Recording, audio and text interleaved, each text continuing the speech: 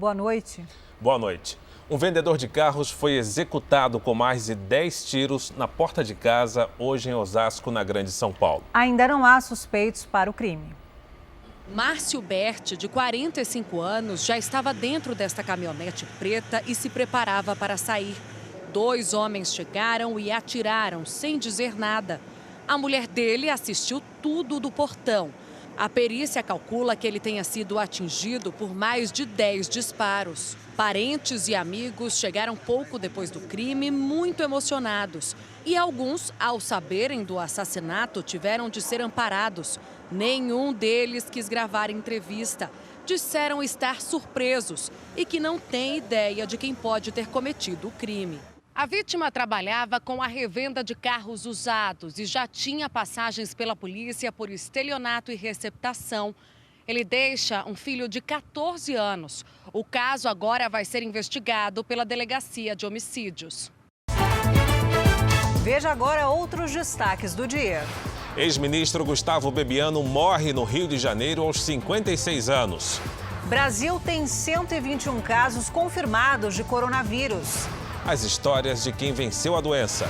E a rotina da brasileira que está em casa porque foi contaminada no exterior.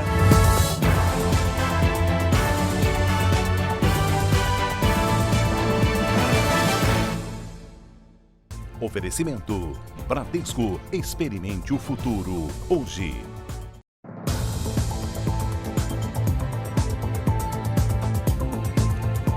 A polícia do Rio de Janeiro criou um núcleo exclusivo para investigar crimes de feminicídio. O objetivo é intensificar o combate à violência contra a mulher. Daniela e Marina são agentes da Polícia Civil do Rio. Elas trabalham investigando crimes de homicídio. No ano passado, ganharam destaque ao desvendar a autoria de todos os feminicídios que ocorreram na Baixada Fluminense. Os autores costumam ser companheiros, maridos, ex-maridos.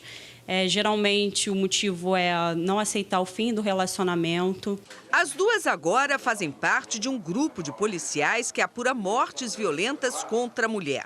Só no ano passado foram registrados 84 casos de feminicídio no Rio, de acordo com dados do Instituto de Segurança Pública. O número é 20% maior do que em 2018, que contabilizou 71 ocorrências.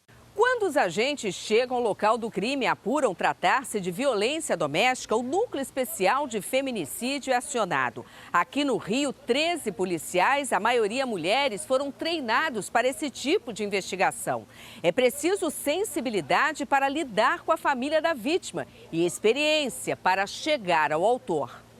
O casal feliz que aparece nas fotos vivia uma relação marcada por brigas e agressões nunca denunciadas. Até que Cláudia Márcia foi morta com um espeto de churrasco pelo companheiro, com quem viveu por 3 anos. José Ricardo Cipriano alegou legítima defesa. Coube aos amigos da vítima contar toda a verdade para a polícia. O suspeito acabou preso. Agora nós temos um órgão que vem cuidar dessa parte de feminicídio e até a prevenção, né? Na época, se a Cláudia tivesse conhecimento disso, acho que ela até viva.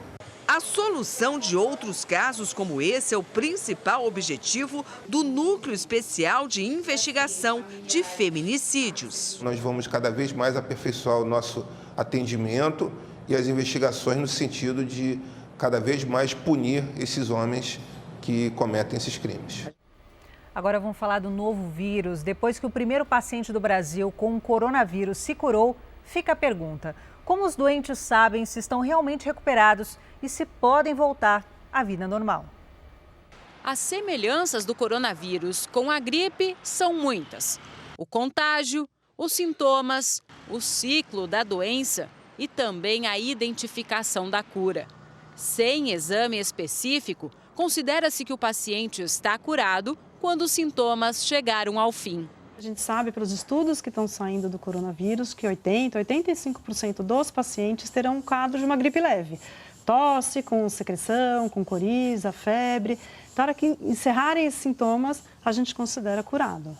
Para os pacientes em estado grave que são internados para tratamento, a recuperação é mais lenta.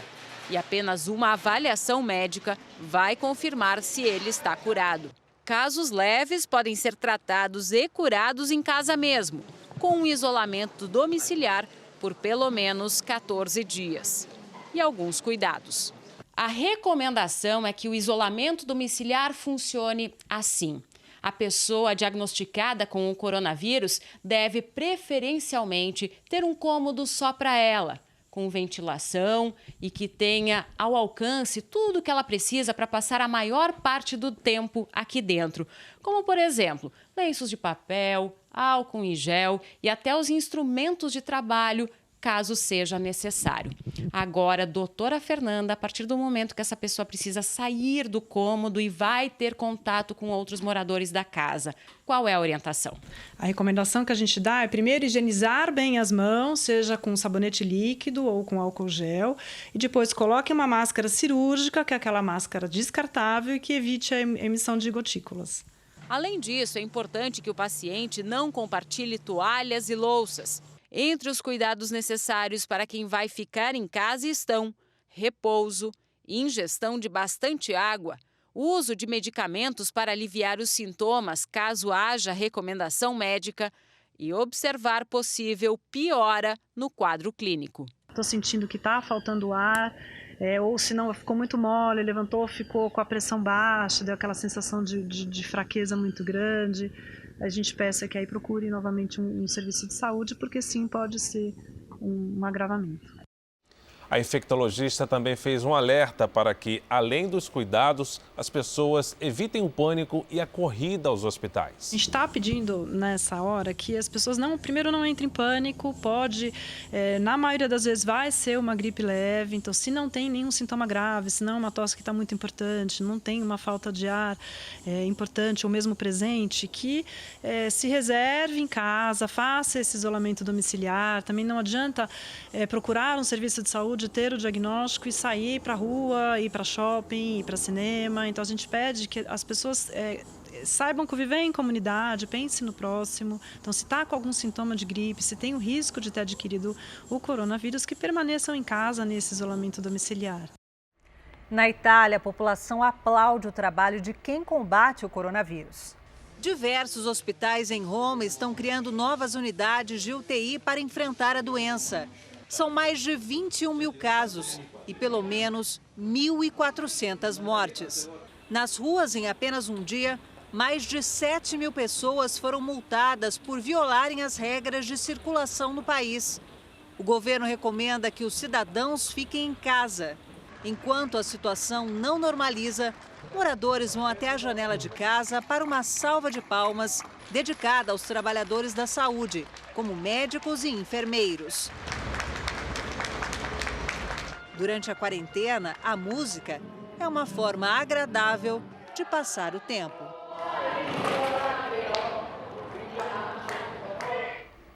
E depois da Itália, o país europeu com mais casos de coronavírus é a França, onde mais de 3.600 pessoas foram infectadas. E para conter o surto, o governo proibiu reuniões com mais de 100 pessoas. Mesmo assim, centenas de manifestantes foram às ruas de Paris.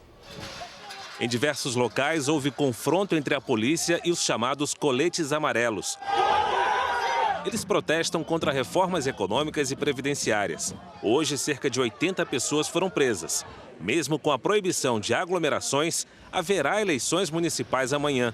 Como forma de prevenção, as zonas eleitorais foram desinfectadas e terão luvas, máscaras e álcool em gel disponíveis.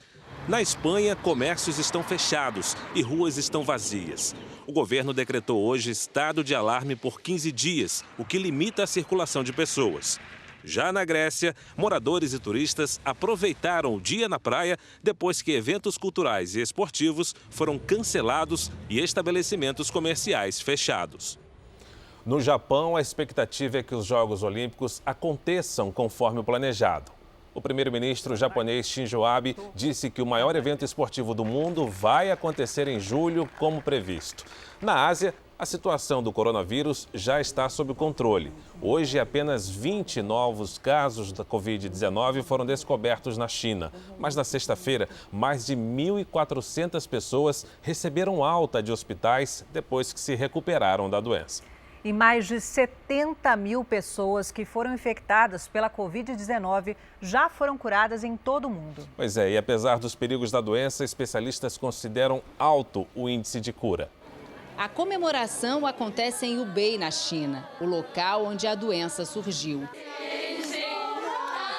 Mas agora é de lá que as boas notícias chegam. Este chinês, que já está recuperado, agradeceu a equipe médica e disse que gostaria que esses profissionais de saúde visitassem Wuhan como convidados de honra, sem máscaras e roupas de proteção. O britânico Conor Reid, que trabalha em Wuhan, também é um dos milhares de pacientes que já receberam alta.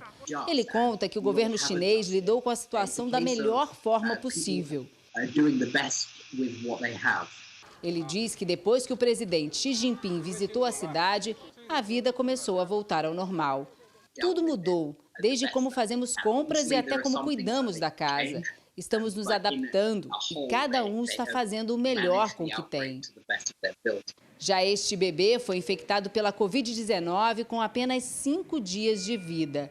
A mãe diz que ele passou quase um mês no hospital, mas hoje está curado e foi levado para casa. Estou muito feliz, finalmente me sentindo uma mãe.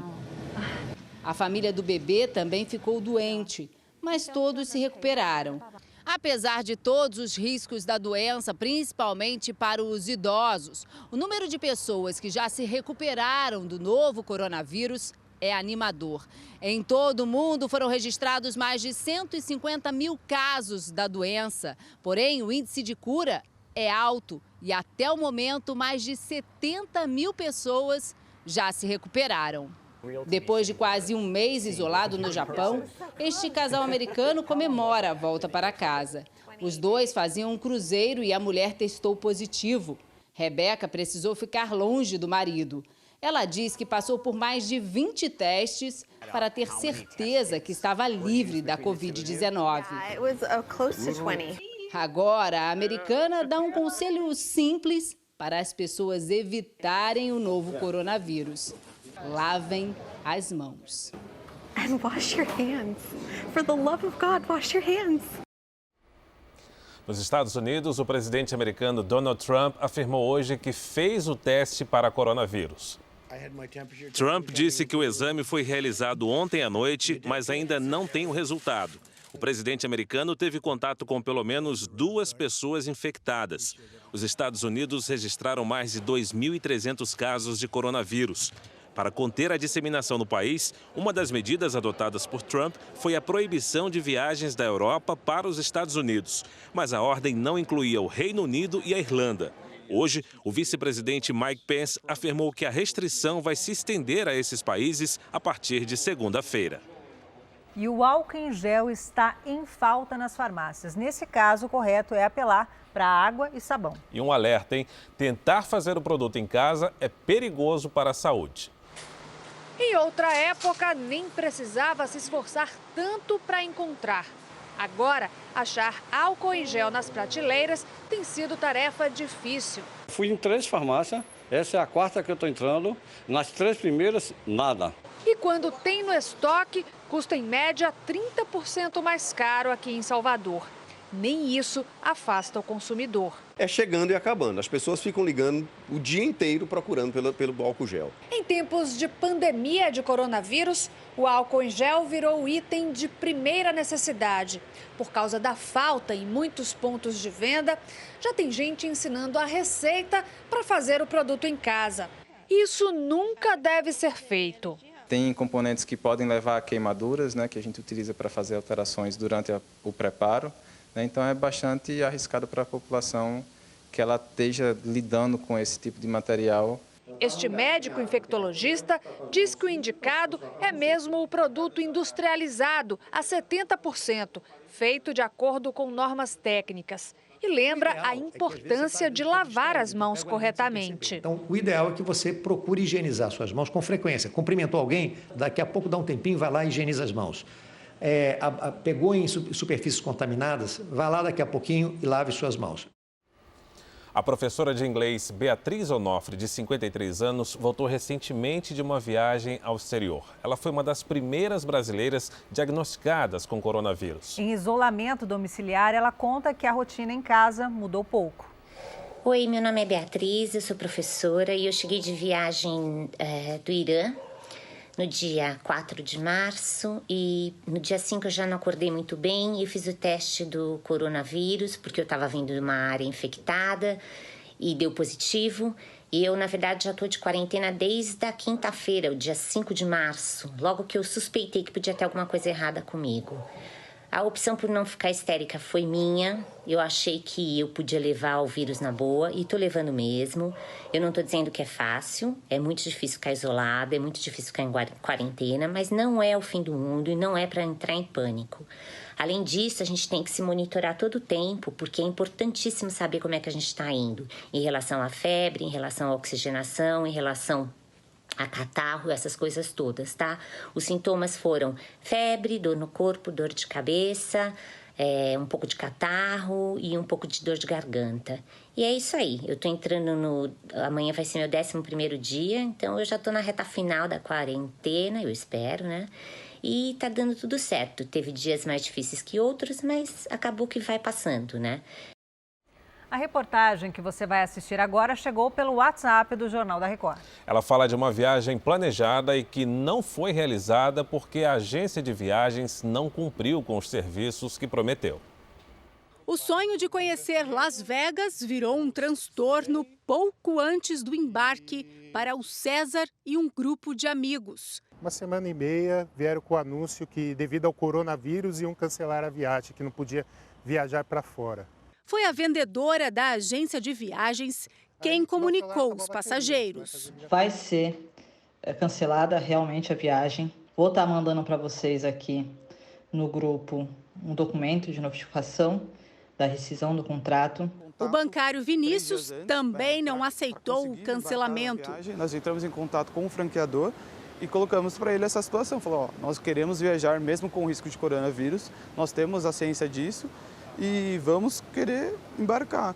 Segundo os clientes da agência, mais de 80 pessoas compraram o pacote para Las Vegas, nos Estados Unidos. Eles contam que foi preciso acionar o dono da empresa para resolver a situação.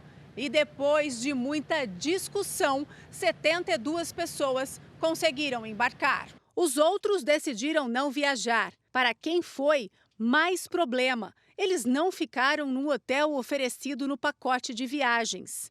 Fizemos passeios, alguns, como eu, fizeram alguns passeios que achávamos mais importantes, pagamos o cartão de crédito. Os clientes querem que a agência devolva o dinheiro investido. Esse advogado diz que mesmo com o termo de rescisão de contrato, os clientes devem ser ressarcidos.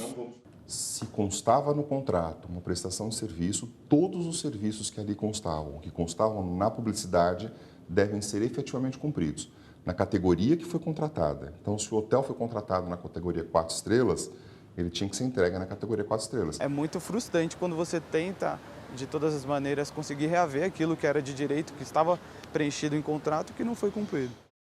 A agência de turismo disse que vai reembolsar os custos dos passeios realizados pelos passageiros e afirmou que o grupo escolheu o hotel onde se hospedou em Las Vegas. Você também pode participar enviando sugestões de reportagens ou denúncias para o WhatsApp do Jornal da Record. De Campo Maior, interior do Piauí, a lição de superação de um jovem. Portador de síndrome de espectro autista, um estudante conseguiu passar em 2 cursos de medicina.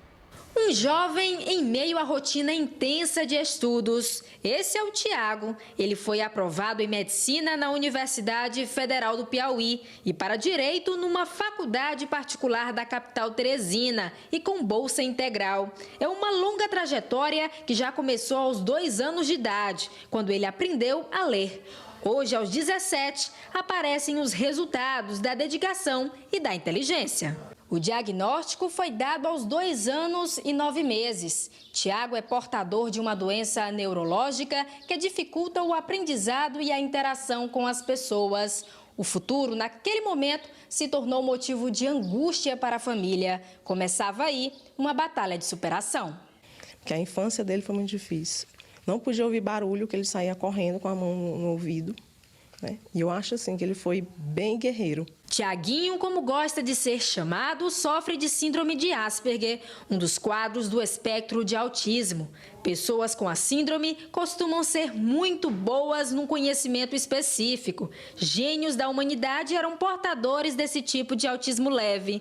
Tiaguinho compreende muito bem a sua condição e gosta de interagir com os amigos. Eu converso para inspirar outras pessoas a conseguirem o que eu consegui.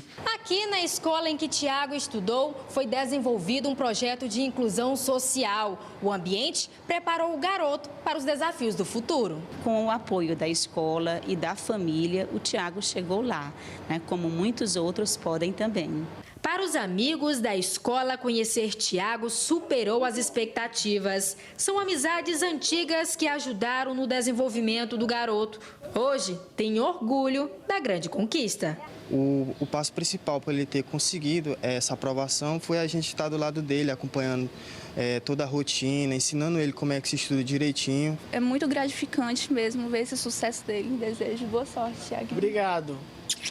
O momento é de preparação para a nova etapa da vida de Tiago, a saída do interior, onde vive, para a capital, onde vai estudar. Será um processo de aprendizagem e vai mudar a rotina da família toda. Eu me vejo do lado, não me vejo longe de jeito nenhum nessa nova etapa.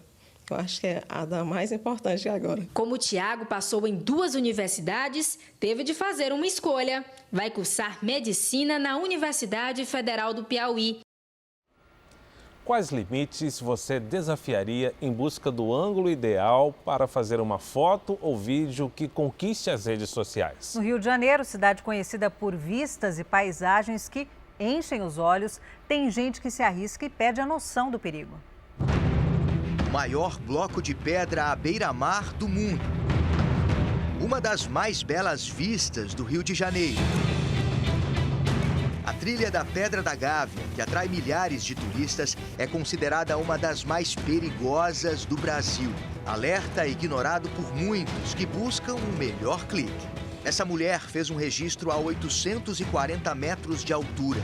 Na beira do precipício, se arrasta até o final da pedra e ainda levanta os braços.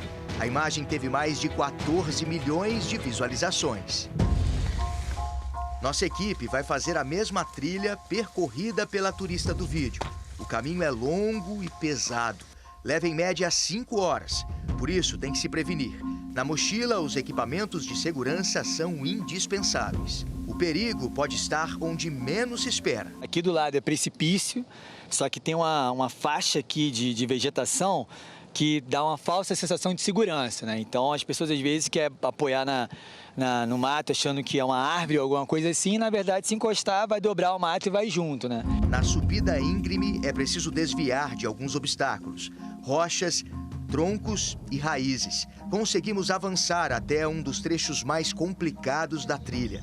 É preciso enfrentar cerca de 20 metros de escalada. Eu coloco o capacete, depois a cadeirinha e espero a corda. Ainda passamos por outra longa trilha fechada para, enfim, chegar no topo da Pedra da Gávea.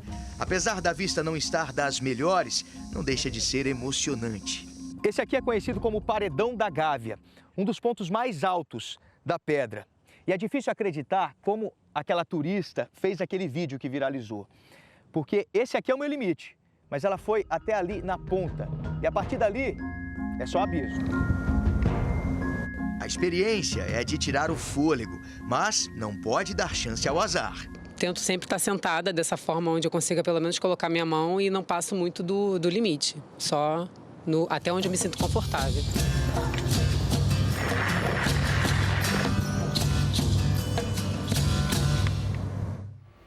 Veja agora os destaques do próximo Domingo Espetacular. Uma investigação de 2 meses em 5 estados do Brasil revela como um dos mais perigosos assaltantes do país, acusado pelo roubo de 700 quilos de ouro no aeroporto de Guarulhos, se manteve durante anos invisível para as autoridades. Hambúrguer de coxinha? Será que essa mistura dá certo? Pequinês poodle e até bichos que já foram estrelas de TV. As raças de cachorro que estão desaparecendo. É amanhã, depois do The For Brasil, no Domingo Espetacular. Veja a seguir a atualização sobre o número de casos de coronavírus no Brasil. E o enterro no Rio de Janeiro do ex-ministro Gustavo Bebiano.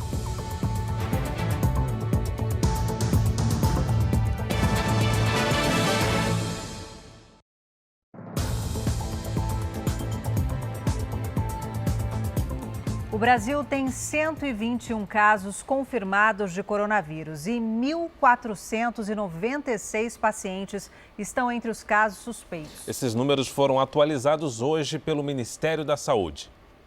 O presidente Jair Bolsonaro passou o sábado no Palácio da Alvorada. Após testar negativo para coronavírus, o presidente estaria seguindo um protocolo de prevenção que inclui a diminuição de contatos pessoais e de circulação. Já no Congresso, há um caso confirmado de contágio, o do senador Nelsinho Trade, do PSD, que está em isolamento domiciliar. Ele integrou a comitiva do presidente Bolsonaro aos Estados Unidos, que teve outro caso confirmado, além do secretário de Comunicação, Fábio Weingarten. É o embaixador Nestor Foster, encarregado de negócios no Brasil, nos Estados Unidos. O senador Trade chegou a cumprir a agenda normalmente no Senado. O presidente da casa, Davi Alcolumbre, acabou tendo de fazer o teste, apesar de não apresentar sintomas. O resultado foi negativo. Alcolumbre informou que, por enquanto, está mantida a sessão de Congresso Nacional na próxima terça. A nota afasta por hora a suspensão dos trabalhos que chegou a ser cogitada, mas não descarta a adoção da medida no futuro. O presidente da Câmara, Rodrigo Maia, também testou negativo para o coronavírus. E hoje, o governador do Distrito Federal prorrogou a suspensão das aulas por mais 15 dias. O decreto do governador Ibanez também determina a suspensão de eventos com público superior a 100 pessoas. Em Brasília, teatros, cinemas também não vão funcionar e eventos esportivos só a portas fechadas. O Ministério da Saúde ajustou hoje algumas recomendações para tentar conter a velocidade de transmissão do vírus. Fica estabelecido que somente pessoas com sintomas que retornarem do exterior devem cumprir isolamento doméstico voluntário. A suspensão de grandes eventos públicos é indicada apenas para as cidades com registro de transmissão comunitária. Levantamento do Ministério de Infraestrutura indica que foram cancelados 50% dos voos internacionais e 30% dos domésticos por causa do coronavírus. Entre as medidas de emergência que podem ser anunciadas na semana que vem estão a suspensão temporária do pagamento de impostos e a abertura de linhas de crédito para o setor. O ex-ministro Gustavo Bebiano foi enterrado esta tarde no interior do Rio de Janeiro. Ele sofreu um infarto durante a madrugada. O enterro no cemitério de Teresópolis, na região serrana do Rio, reuniu amigos e familiares. A despedida ao ex-ministro contou com a presença do governador de São Paulo, João Dória. Ele era uma pessoa que tinha uma bondade na alma, era um jeito especial. Então, para mim e todos os amigos que estão aqui hoje, se despedindo dele, foi um momento de muita tristeza. Gustavo Bebiano estava com o filho em um sítio aqui em Teresópolis. Durante a madrugada, sentiu-se mal e desmaiou no banheiro. Ele morreu a caminho do hospital. O ex-ministro de 56 anos teve um infarto fulminante, segundo o Instituto Médico Legal. A polícia abriu um inquérito para investigar a morte. Gustavo Bebiano foi presidente nacional do PSL durante a campanha presidencial de Jair Bolsonaro. Ele também ocupou a Secretaria-Geral da Presidência por quase 2 meses. Mas deixou o governo após denúncias de repasse de dinheiro do PSL para supostas candidaturas laranjas nas eleições de 2018. Na semana passada, Bebiano foi anunciado pré-candidato à Prefeitura do Rio de Janeiro pelo PSDB. A Polícia Federal desarticulou uma quadrilha especializada em tráfico internacional de drogas na região metropolitana de Salvador, na Bahia. Ao todo, 5 pessoas foram presas e 3 mandados de busca e apreensão foram cumpridos nas cidades de Ipiaú e Lauro de Freitas nesse sábado. A Operação Olossá busca por pessoas que são usadas para chegar na Europa levando cocaína na bagagem. 25 quilos de cocaína e 10 pessoas já foram presas na operação desde maio do ano passado. Os assassinatos da vereadora Marielle Franco e do motorista Anderson Gomes completaram 2 anos hoje. Representantes da Anistia Internacional e familiares da vereadora realizaram protestos na zona sul e norte do Rio de Janeiro.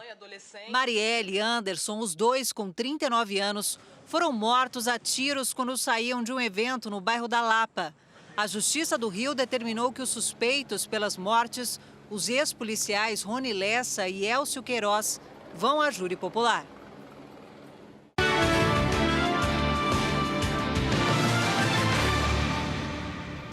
Eleições americanas. Nas primárias realizadas hoje nas Ilhas Marianas do Norte, o senador Bernie Sanders levou a melhor em relação a outro pré-candidato democrata. Dos 6 delegados em jogo no pequeno território do Pacífico, Sanders conquistou 4 e o ex-vice-presidente Joe Biden os outros 2. Os pré-candidatos disputam a vaga do Partido Democrata para ver quem será o adversário de Donald Trump nas eleições de novembro. Na Síria, mais de 384 mil pessoas morreram desde o início da guerra em março de 2011. Segundo o balanço do Observatório Sírio dos Direitos Humanos, 116 mil eram civis. O confronto começou com a repressão do regime contra manifestantes pró-democracia. Depois, se tornou uma luta por território entre rebeldes e forças do governo. A guerra já provocou a fuga de mais de 11 milhões de pessoas. Um casal sequestrado em 2018 em Burkina Faso, na África, foi encontrado no Mali. Eles desapareceram há mais de 1 ano quando estavam a caminho de um projeto humanitário. Grupos jihadistas com ligações com a rede Al-Qaeda e o Estado Islâmico sequestraram o casal. E só agora eles foram salvos por soldados da ONU. Não foi revelado se algum resgate foi pago. E veja a seguir, passageiro de cruzeiro em quarentena no Recife está com coronavírus. E a rotina de jogos de futebol com portões fechados.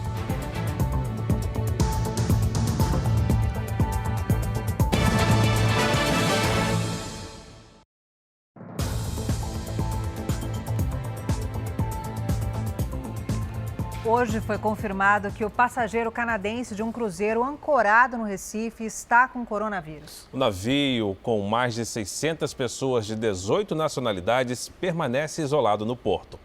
O canadense de 78 anos permanece internado neste hospital particular do Recife, assim como um outro passageiro suspeito de ter o coronavírus, uma mulher da Islândia.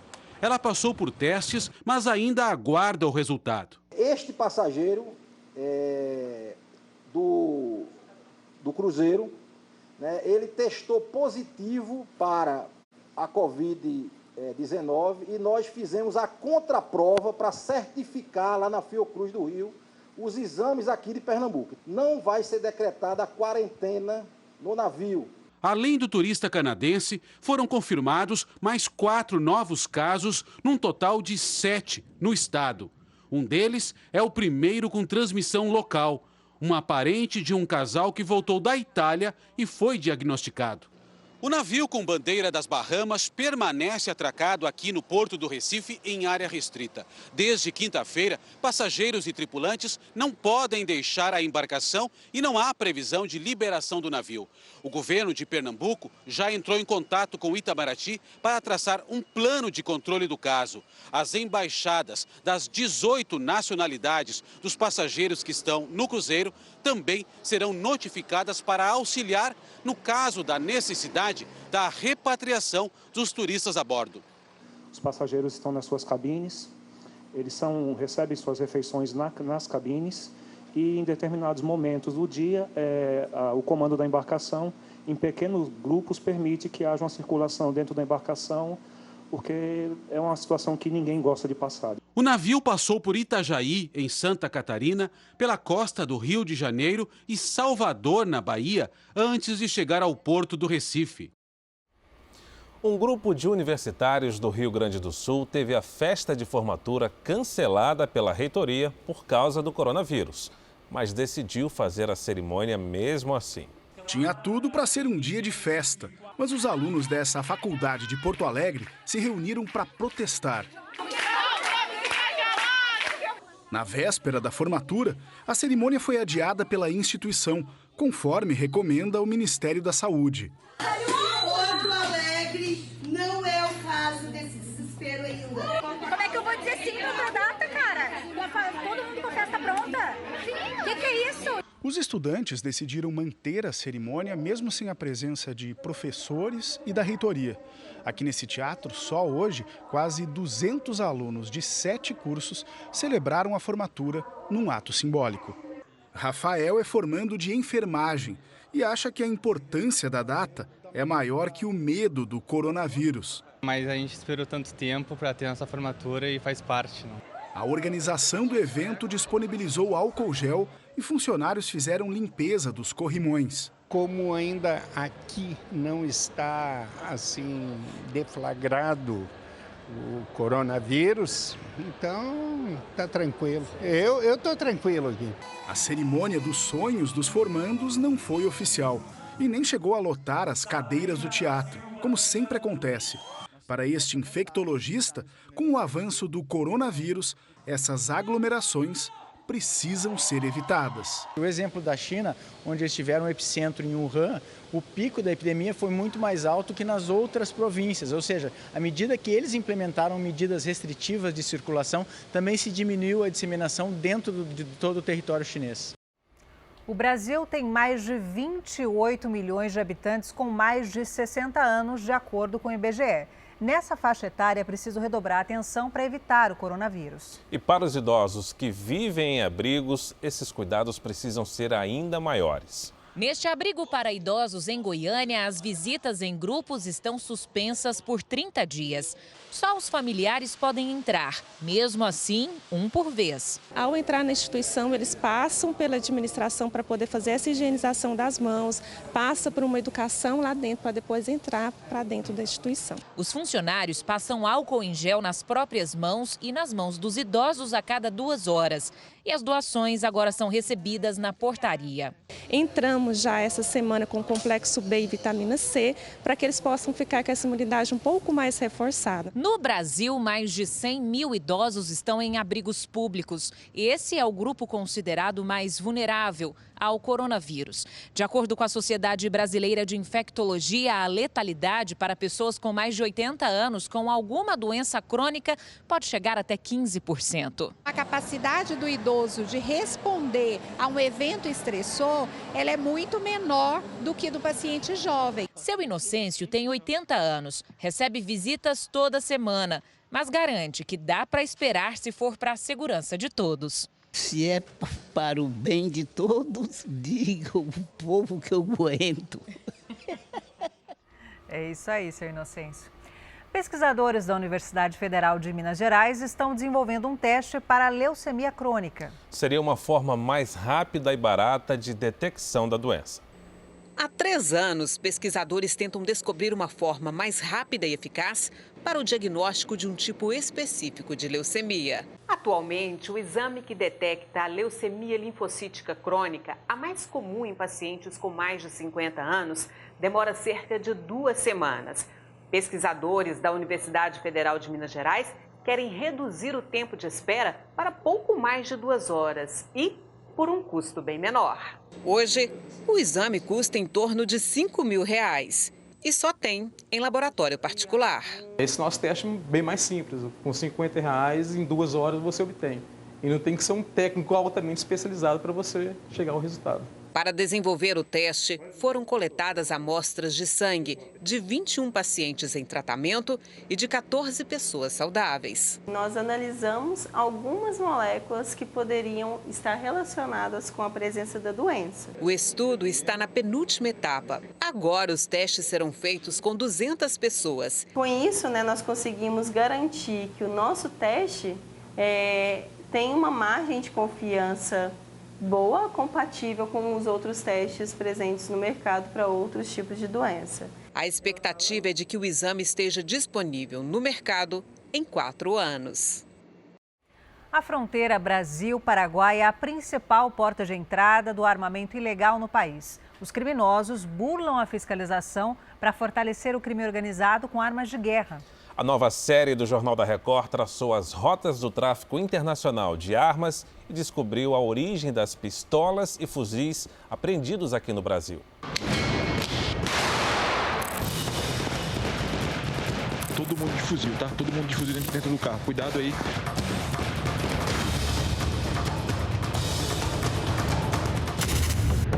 O tráfico de armas é um dos negócios mais lucrativos para os criminosos. Segundo a Polícia Federal, é por aqui que as quadrilhas arriscam atravessar com o carregamento ilegal. 2 viaturas, pista livre no momento. Cheio de Polícia Federal. Opa, o que será? Pistola, hein? Grande quantidade de armas e munições. Fazendo o trajeto que a arma de fogo percorreu, nós conseguimos reduzir o leque de pessoas a serem investigadas. Nós temos aqui a maior quantidade de armamento militar clandestino.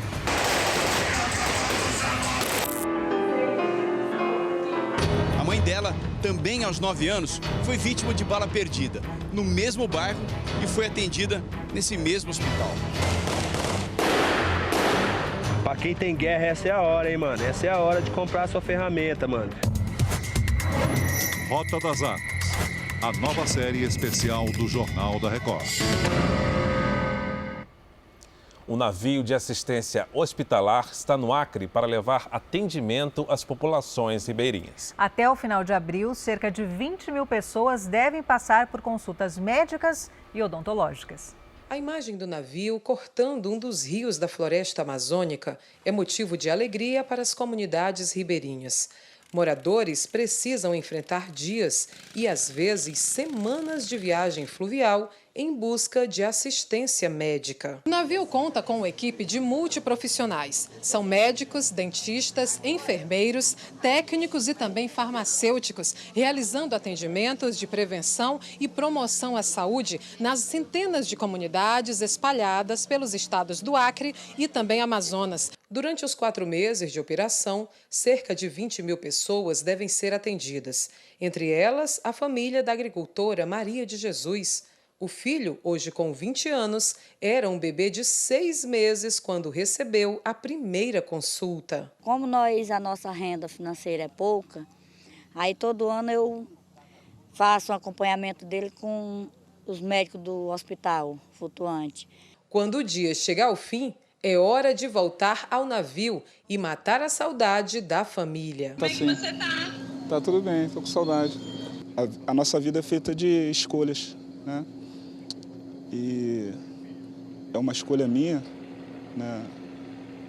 Estar vivendo tudo isso aqui, distante da família, mas eu penso que esse é o papel fundamental.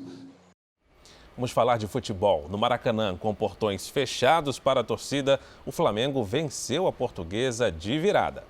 No segundo tempo, jogada rápida da Portuguesa. Maicon Douglas chutou e contou com o desvio no lateral Rafinha do Flamengo para fazer Portuguesa 1-0. No fim do jogo, a virada do Flamengo. O empate foi com um gol contra de Marcão. E o gol da vitória foi de Arrascaeta, que bateu no canto do goleiro. Final, Flamengo 2, Portuguesa 1. E no Campeonato Paulista, Internacional de Limeira e Palmeiras empataram em 0-0. Já o clássico São Paulo e Santos, no Morumbi, não teve presença de torcedores. O Seu Gil esticou o varal de camisas do São Paulo como sempre faz há 27 anos, mas hoje não vendeu nada. Eu trabalho aí o dia a dia, né? Então você tem que vir, infelizmente você tem que vir, independentemente do que está acontecendo ou não.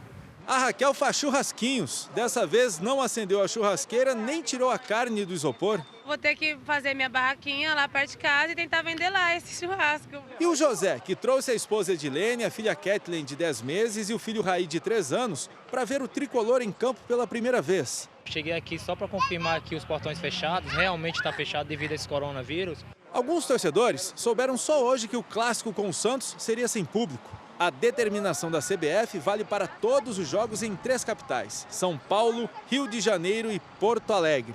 A gente acompanhou a chegada do ônibus com os jogadores do São Paulo. E essa aqui é uma cena inusitada. Nunca a frente do Morumbi esteve tão vazia em dia de jogo. Normalmente esse local fica lotado de torcedores. O casal que veio de Cascavel, no Paraná, foi embora frustrado. O ônibus passou, vidro escuro, e aí... Deu pra ver que eles estavam animados lá dentro, mas... Que tragam a vitória, pelo menos, hoje pra nós. Aí, tá valendo. Já o Denis, de São Sebastião, interior de Alagoas, se deu bem. Chegou mais cedo e conseguiu fazer o tour do Morumbi. Não viu o jogo, mas passeou pelo estádio. Já valeu a viagem. Comprei umas lembrancinhas para os filhos, mas esperar a próxima, né? Para completar o sonho de assistir o jogo. O clássico ainda não terminou e o São Paulo vai vencendo o Santos por 2-1.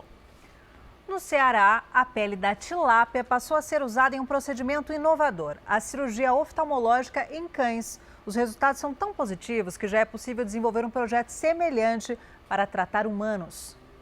A cachorra Molly tem 7 anos e um histórico de lesões em um olho que quase a deixaram cega. A Molly ficou hospedada, né, quando viajamos, e quando ela retornou, ela estava coçando muito o olho, passava o olho na parede, muito inquieta.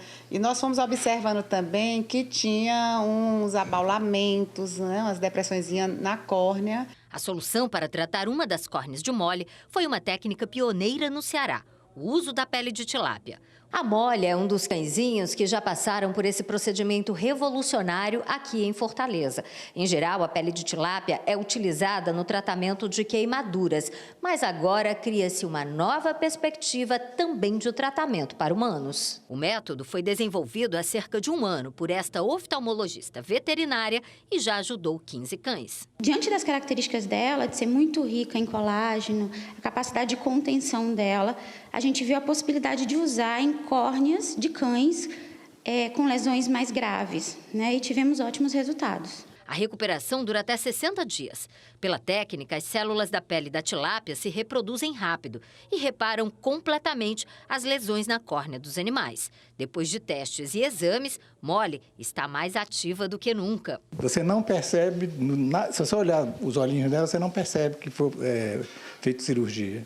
Ela está perfeitinha. O coordenador do Núcleo de Pesquisa da Universidade Federal do Ceará explica que os médicos ainda não tinham pensado em usar a tilápia para a recuperação de córneas. A pesquisa em cães já demonstrou que a aplicação da pele é eficaz para a oftalmologia. Estamos esperando os resultados definitivos da pesquisa que está sendo feita em cães, para então aventurarmos a possibilidade de usar em seres humanos. Vem do Piauí a boa notícia para quem tem intolerância à lactose. Uma nutricionista do Instituto Federal do Estado desenvolveu um leite condensado a partir do coco do babaçu. No Piauí, as plantações de babaçu ocupam uma área de 500 mil hectares. A palmeira de 30 metros de altura produz até 2.000 frutos por ano. Dentro do coco estão as amêndoas, ricas em óleo, muito aproveitado pela indústria. Mas o que chamou a atenção desta pesquisadora foi o resíduo, normalmente transformado em ração animal.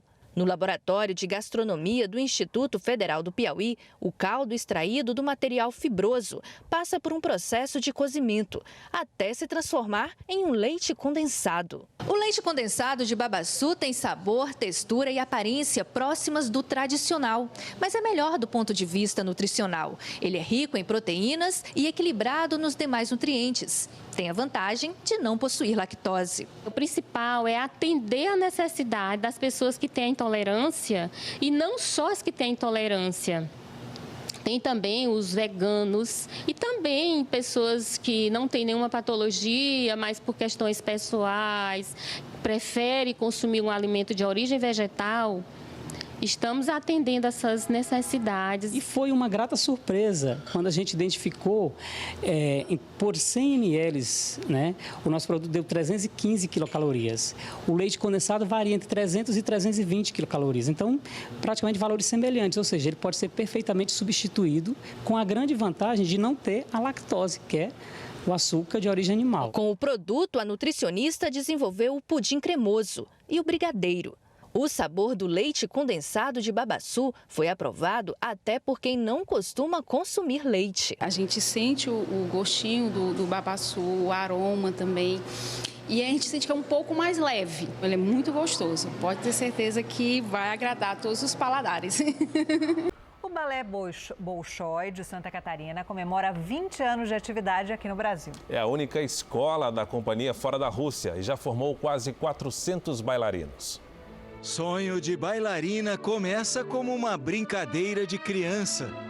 É porque eu amo dançar. Eu danço desde os meus 4 anos. Eu comecei balé, vai fazer 7 anos agora que estou fazendo balé. Mas a vida real do balé clássico também é feita de muito suor e lágrimas.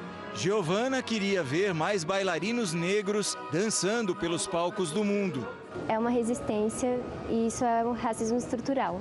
E aqui na escola eu senti que a gente tem a oportunidade, porque o que conta é o talento. Uma vez por ano, a escola do Balé Bolshoi seleciona novos estudantes, entre candidatos de vários estados do Brasil e de países vizinhos. Não é fácil passar pela peneira. Média de 96 candidatos por vaga. A gente avalia a musculatura, avalia a parte de articulação e também, claro, a gente busca longilíneo, que são braços longos, pernas longas. A escola de Joinville é a única filial do famoso Teatro Bolshoi. Os professores daqui aplicam a mesma metodologia de ensino desenvolvida na Rússia. Uma estratégia que exige muito treino e dedicação e visa formar profissionais da dança. Professores russos e brasileiros se revezam na missão de lapidar esses talentos. A partir de 10 anos, quando eles entram na escola, eles começam a trabalhar mesmo. Trabalhar para aprender balé clássico. E aprender balé clássico é muito difícil. São 8 anos de estudos até a formatura. Entre aulas e ensaios, os alunos passam, em média, 6 horas por dia em atividades no Bolshoi, sempre na ponta dos pés. E ainda tem o turno na escola regular. Uma rotina pesada, ainda mais para quem está longe de casa. E a gente tem que dar o máximo e tem dias que a gente não está... não estou acordando disposta, mas a gente pensa, não, no final vai dar tudo certo, então hoje eu vou lá e vou fazer o meu melhor. Ficar longe da família é um pouco difícil, né, porque a gente sente bastante saudade, mas também é bom porque eu estou realizando meu sonho. Neste apartamento vivem 5 alunos do Bolshoi, 3 brasileiros e 2 paraguaios. Mãe de uma ex-aluna paraguaia, Cristina decidiu ficar em Joinville trabalhando como uma mãe social, que toma conta de bailarinos que vêm de fora. Eles são bem organizados. Eu acho que essa disciplina já trazem de Bolshoi. Júlia mora com a família. Quando ela foi selecionada 4 anos atrás, os pais abandonaram tudo em Minas Gerais e se mudaram para Joinville, só para realizar o sonho da filha bailarina. Sou extremamente grata por meus pais e aí cada dia eu penso que eu tenho que ser melhor no outro dia para, pagar tudo o que eles já fizeram.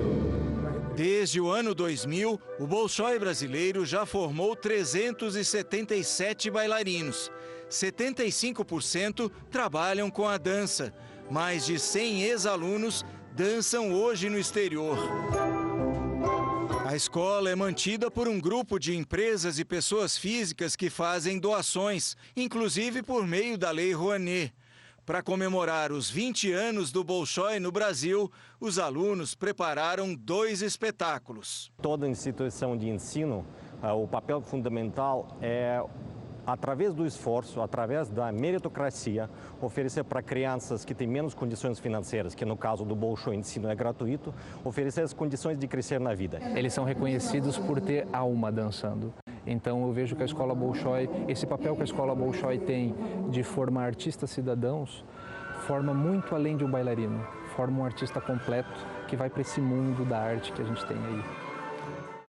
Uma janela de oportunidade para jovens músicos brasileiros. Uma orquestra de São Paulo que abre espaço para talentos de todo o país, recebe mestres do exterior e também ensina música a crianças e adolescentes de escolas públicas do sul da Bahia.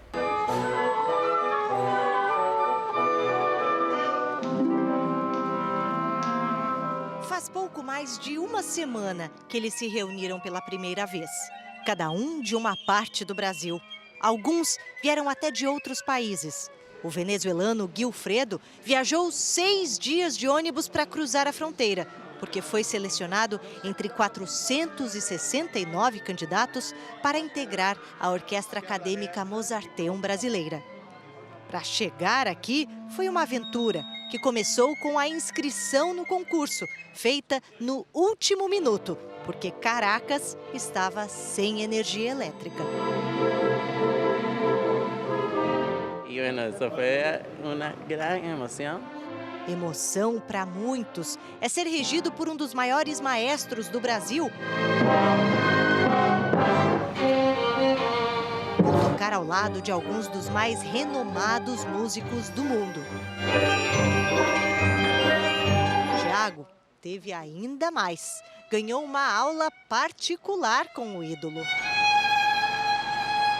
Nossa, eu não tenho nem palavras, assim, porque eu admiro muito o Unassurica, inclusive acompanho o trabalho dele, né? Ele toca com as maiores orquestras e os melhores maestros, então eu tenho ele como uma grande referência. E agora aqui, num tete-a-tete aqui... Eu nem consigo acreditar, é maravilhoso e fantástico, sem palavras, assim. Esse ano nós conseguimos ter a maior diversidade de estados brasileiros, ou seja, é um trabalho que está frutificando e é necessário. Por quê? Em muitas dessas comunidades, dessas cidades, eles não dispõem de uma orquestra jovem que já seja de um nível pré-profissionalizante, digamos assim, um nível profissionalizante. E para você ingressar numa OSESP, num teatro municipal de São Paulo, ou em uma outra grande orquestra brasileira, você precisa ter essa oportunidade. Participar de uma orquestra como essa é uma oportunidade de mostrar e de aprimorar o talento. É uma vitrine. Muitos conseguem a tão sonhada bolsa de estudos no exterior. Mas eles também retribuem, lá no sul da Bahia, ajudando crianças de escolas públicas a descobrir o universo da música. Outros já fazem isso onde vivem. O Wendel, que é de Belém, conheceu a música através de uma banda de fanfarra. Apesar do amor pela percussão, achou mais prudente ser advogado. Mas mudou de ideia quando assistiu à apresentação de uma orquestra aos 18 anos. Não tinha nem palavras, eu estava assustado completamente com o que eles estavam tocando.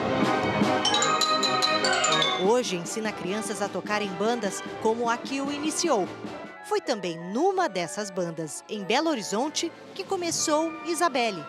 Em meio a tantos instrumentos, ela ficou com o que sobrou, a trompa. Eu fiquei desanimada, mas depois, quando eu comecei a escutar as coisas de trompa, eu me apaixonei tanto pelo instrumento que hoje eu não trocaria, assim. O instrumento exótico, especialmente para uma mulher, a trouxe até a orquestra.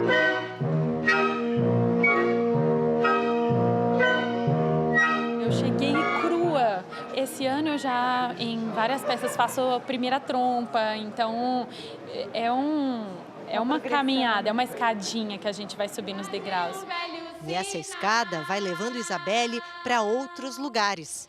Mensageiro natural. A trompista, que se apaixonou pela educação musical de crianças, acaba de conseguir uma vaga como regente do coro infantil de Ribeirão Pires, na Grande São Paulo. Eu gosto da educação exatamente por isso, porque o futuro performer, grande solista, etc., ele passa por um professor. Existiu alguém que formou aquele grande solista. Vai aumentando a simpatia. E o que seria dessas crianças se Isabelle tivesse desistido de vez da trompa? Na adolescência, ela largou a música e só voltou aos 19 anos, por incentivo do maestro da banda, onde começou. Eu já estava estudando para o vestibular para fazer biologia, eu queria dar aula de biologia. Ah, é? Aí eu decidi, tá bom. vou voltar a estudar trompa. E aí eu me inscrevi no vestibular, então eu caí de paraquedas mesmo aí na faculdade. Você ia fazer biologia e aí você resolveu se inscrever para música? Também. Eu fiz vestibular para todas as coisas. E aí você passou em música? Passei em biologia também. E aí? E eu fui fazer música, meu pai ficou muito decepcionado. Hoje ela integra a orquestra pela 3ª vez. Eu continuo estudando muito, eu invisto nas minhas aulas, eu faço muitos festivais para poder crescer na trompa e através desse crescimento e dessa experiência eu ter conteúdo para passar para os meus futuros alunos.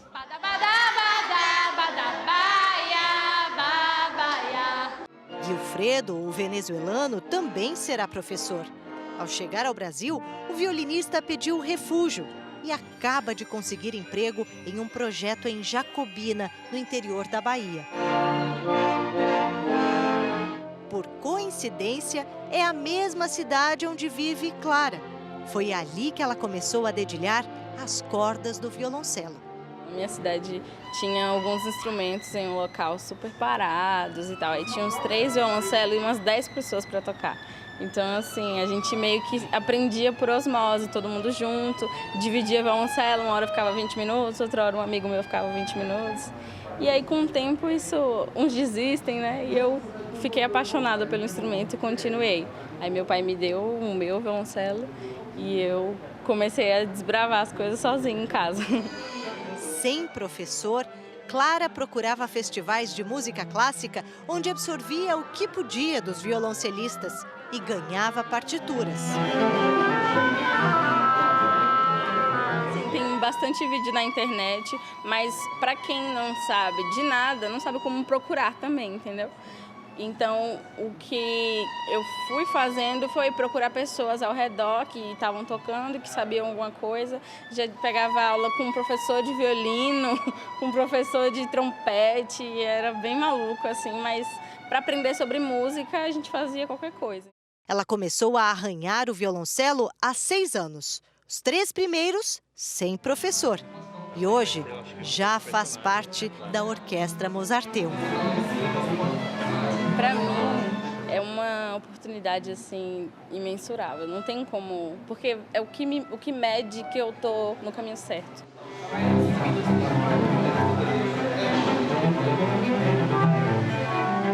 Há montão de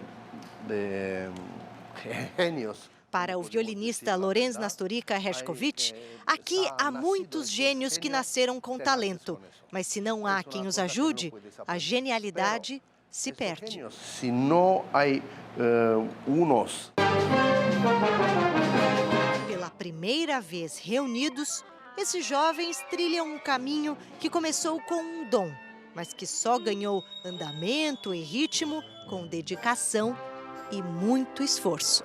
Para mim, é o meu ar, é o único jeito que tem de eu viver nesse planeta. Só tem como eu chegar em casa e sentar no violoncelo, estudar e conversar com ele. Só ele me compreende.